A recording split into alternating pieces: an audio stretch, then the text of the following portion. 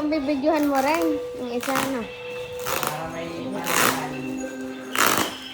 Para may refund ko.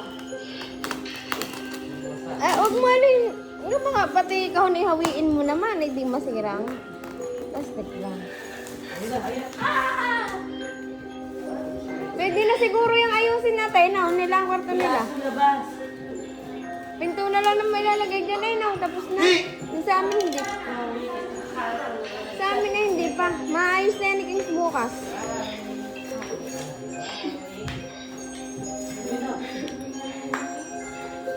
Ay, nagpa-withdraw ka ba sa iyong kuya? Pabuksan mo, ana? Nagpa-withdraw ka na?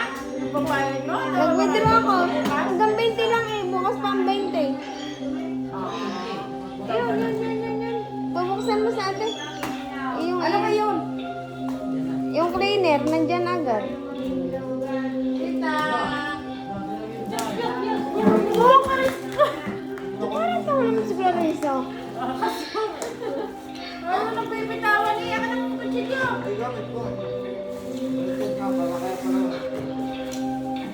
Tatakutan na naman ang pinapanood nila. Sindak ni Barbara. Ang gustong-gusto ni Chris Rose din. Yung matiba. Yung pala nagde-deliver, anak ni Hiner. Hindi po. Sino yan? Ano po kayo? Ha? Pamangkin ata. O, ano ganyan?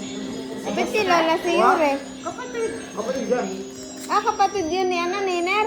Hinabos mo lang. Okay, Lola si Yure. Na! Kaya pala tingin ito. Hindi ka kilala. Habang pinubo, Kasi pa talaga? Okay na. Titingnan mo. titignan mo kung may basag. Kaya binuksan para tingnan ko may basag. Buuin mo. Yan. Ilan yan? Apat yan eh, apat. Hanapin mo muna yung ano.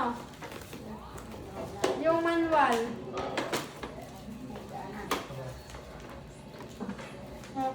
Kasi pag wala mo na, tingnan mo na kung may pasok yung ano, pang bukas. Yung mga...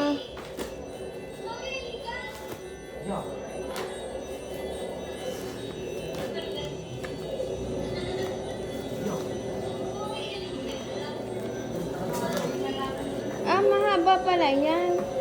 Napa-skirt.